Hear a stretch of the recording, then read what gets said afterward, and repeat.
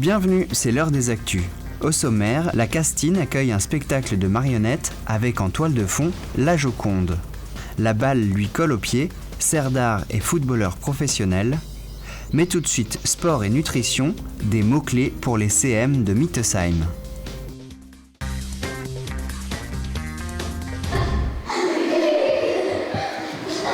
Les CM de Mittesheim se bougent contre le surpoids. Ce matin, ils font du sport, mais au fait, pourquoi faire du sport ? Pour la santé, pour faire travailler les muscles. Pour la santé, pour les muscles, Donc au départ, nous participons cette année à une action qui s'appelle Parlement des enfants, où il faut faire un projet de loi. Et le thème choisi par la classe, c'est la santé à travers l'alimentation et le sport. Le surpoids étant devenu un phénomène de société, un gros problème, rien ne vaut la prévention. Pour prévenir, il faut éduquer. Avec le concours de l'association La Route de la Santé et de la Fédération Sport pour tous, EPMM, 2 intervenantes sont venues à Mittesheim, mais aussi à Reichshofen et Hofwiller. Le jeu du jour consiste à attraper des flags, ces petites lanières que les enfants ont accrochées à leur taille. Ensuite, plus difficile, cet exercice de résistance musculaire.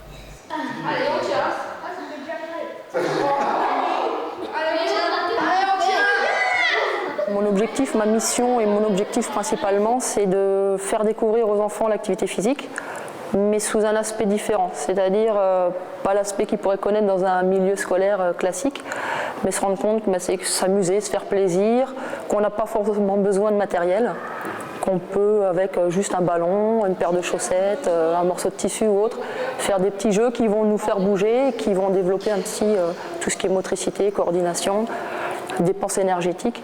Puis leur faire comprendre que voilà, on peut être seul, on peut être à 2 ou en groupe, et on s'amuse en faisant du sport.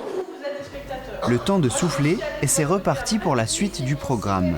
Les CM installent la décoration. Nous sommes au restaurant Les Petits Marmitons.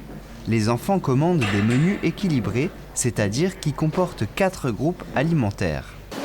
Bienvenue au restaurant des Petits Marmitons. Une salade de pavot râpé, une entrecôte grillée, des spätzle et une salade de fruits.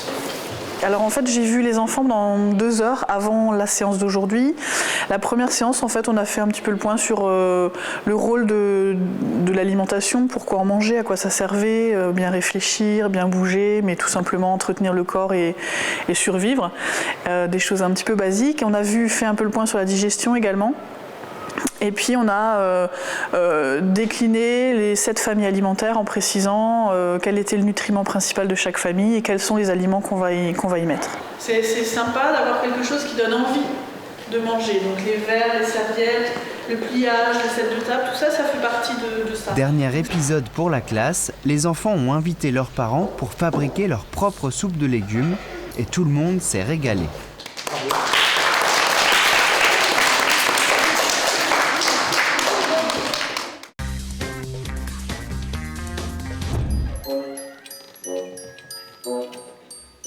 Elle a disparu en 1911 pour réapparaître 2 années plus tard, mais ce qu'il s'est passé durant cette période, personne ne le sait. Mona Lisa en personne est venue à Reichshofen pour faire éclater la vérité sur les planches à propos de sa disparition. Et c'est dans les mains de la compagnie Anima Théâtre que cette Joconde prend vie. J'étais en visite en Grèce, c'est ma sœur, et il a des copains italiens qui, ça se trouve qu'un de cette personne, il est originaire du village natal de Vincenzo Peruggia, qui c'était le voleur du tableau de la Joconde en 1911. Et il avait mis dans une valise la Joconde, et il était enfermé dans la valise sous son lit. Donc en fait, le tableau, il a resté dans une boîte, dans une valise pendant 2 ans. Et du coup, l'idée est venue comme ça, en fait, qu'est-ce qui se passait dans la tête de la Joconde, qui se trouvait enfermée pendant 2 ans dans le noir, dans une valise. Et à partir de là, bon, voilà, qu'est-ce qui peut rêver la Joconde. Elle voyage à travers des mondes un peu merveilleux, quoi, mais c'est des mondes qui sont constitués par des personnages d'autres tableaux, en fait. Tour à tour manipulateur, mais aussi comédien ou metteur en scène, Yorgos, Virginie et Stéphane sont sur les planches avec la compagnie Animathéâtre depuis 10 ans. Passionnés par le théâtre d'objets et notamment la marionnette, ils prennent plaisir à partager leur enthousiasme avec un public jeune et très réceptif ce jour-là.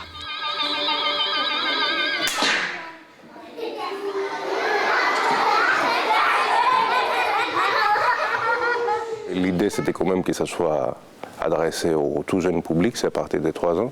C'était aussi l'idée de comment combiner quelques tableaux qui sont des tableaux un peu majeurs de l'histoire de l'art, pour que ce soit une initiation visuelle et assez ludique pour les tout petits. C'est un langage universel, quoi. Les tableaux, c'est des cultures universelles. Et voilà, et puis on est très dans les visuels, en fait. Cette Joconde partage son rêve en surfant sur plusieurs vagues, les créatures de Jérôme Bosch, une Marilyn explosive à la Andy Warhol, en passant par la pomme qui n'en est pas une de Magritte. Des mondes imaginaires plus extravagants les uns que les autres, où la poupée Mona Lisa se balade. Les jeux d'acteurs, on les transmet à la marionnette, à l'objet, voilà, c'est des corps un peu utopiques, les marionnettes qui peuvent prendre en charge des différents personnages. Puis la marionnette, pour moi, il a une autre liberté parce que il peut se trouver dans des univers complètement décalés, très facilement, en fait, sans avoir besoin de grandes choses. Et puis, juste par rapport à son apparence, juste par rapport à la pesanteur qu'on peut jouer, ou la démarche, ou les corps soi-même qu'il a la marionnette. Et, du coup, toujours évoque quelque chose très rapidement, ça amène quelque part ailleurs. La compagnie Animathéâtre continue de se produire dans la France entière avec Le Rêve de la Joconde, mais aussi avec 3 autres spectacles. Mr H, adapté du roman de l'étrange cas du Dr Jekyll et Mr Hyde, Icar, un spectacle pour les tout-petits, et Zombie, une histoire courte mais sanglante pour adultes.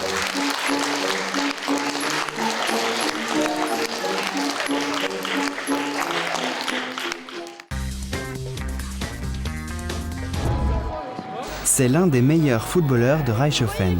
Serdar Gürler est professionnel. Après avoir porté les couleurs de Sochaux, il évolue à Elazığspor en Turquie depuis 1 an et demi. De retour dans sa famille pour les fêtes, il en profite pour toucher la balle au traditionnel tournoi de foot en salle. Son premier club, c'était Reichshoffen. C'était ici, ouais. C'était ici, là, j'ai joué ici les tournois, tout ça. C'était à Reichshoffen jusqu'à mes 12 ans. C'était ici. Après, c'était Sochaux, tranquillement, tu vois. Mais j'ai commencé ici avec comme eux, là, tu vois, là, comme eux. Cette année, Serdar porte le numéro 10, mais il n'oublie pas ses racines. La saison dernière, il portait fièrement le numéro 67. Et dans son prochain club, il aimerait reprendre le numéro du Bas-Rhin. Ses ambitions le conduiront peut-être en Allemagne. Bien sûr, le championnat allemand, c'est parce que déjà les supporters, vous pouvez le voir, tous les matchs c'est rempli et tout ça. Donc c'est plutôt le championnat allemand parce que ça va de l'avant aussi, c'est plus attaque que défense et c'est ce que j'aime moi. Donc plus tard, si c'est championnat allemand, pourquoi pas.